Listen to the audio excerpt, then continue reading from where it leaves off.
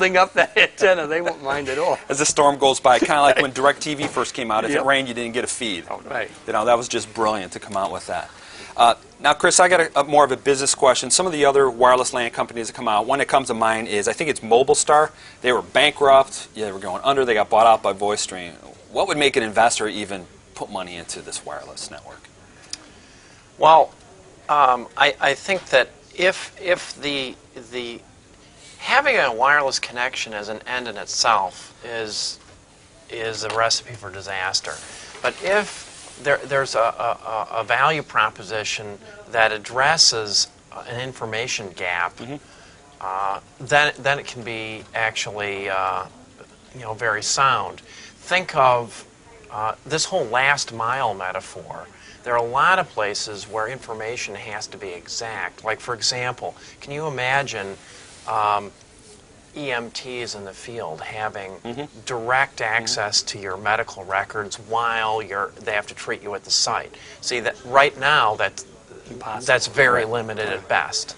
So if the wireless has a business application that has merit, I'm all for it. And I think it's going to create a lot of business value. Jeff, should a home user even care at this point? Well, at this point, I think it's just a tool of amusement, really. It's right now. We need more tools of amusement. Damn it! It depends, what type of information you're transmitting. Obviously, half my emails, I really couldn't care less. But from Bob's standpoint, obviously, as a business, there is an interest in security. So, it's home versus business user. And right now, I'm just waiting for, as we said, the big break to come with some sort of a case here that's going to topple it. I know that Verizon and some of the big giants right now are a little bit queasy about this. They see some usage problems at this point in time, and they're just waiting to pounce. So. Right. If you had money, would you invest in a wireless company? I don't have any money, so it's not a question. What about you, Chris? Thumbs up, thumbs down right now? I would, yeah. If it had a value proposition that made sense, yes. Okay. Bob? I think my answer is very similar. I think just to invest in a wireless, LAN company, that's kind of very shaky. But if somebody's trying to use that together with some other technologies to bring some real value to that customer or to the industry, then I would definitely invest. I would definitely agree. I would agree that a lot of the things we've talked about would have to be met, such as security, and again, it'd have to provide business value. And I would think, and if they get some good clients behind their belt, yeah, certainly I would invest in something like that. All right, we're up against a commercial break. Up next, we're going to talk about phone cell wars, and Net Intentions just started a wireless company. We'll be right back.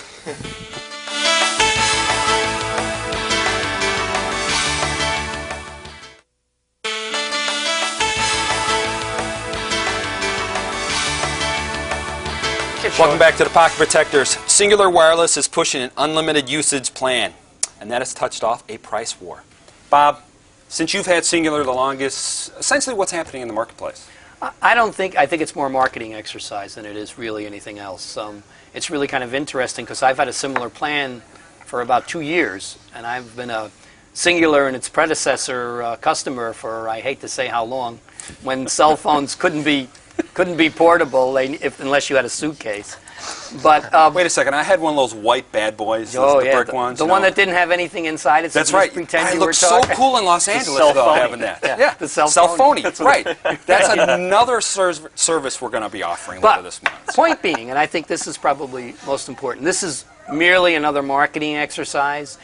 All this different rates and plans have been available before. They might have changed the pricing or the minutes around, but all these features have been around. But what Singular is doing is they're going to push this. And they're going to push this to try to get customers. That's really what it's about. It's customer acquisition. Right. It's not giving me any benefit. It's getting new customers. And in fact, almost all of you, if you've ever been a user of cell phone service for any length of time, and they come out with a new feature, and you call up and say, "I want that feature," they'll say, "Well, you can't have that. You're not a new user." Right. You got to re-up for 2 more years and things of that sort. Mike, what's the response from what we used to call the RBox to this? The RBox. Well, I don't know. Are you talking about the individual Bell companies, like your Ameritex? Right. What are they doing in response? I know that Ameritech here in the Midwest is offering like local unlimited access.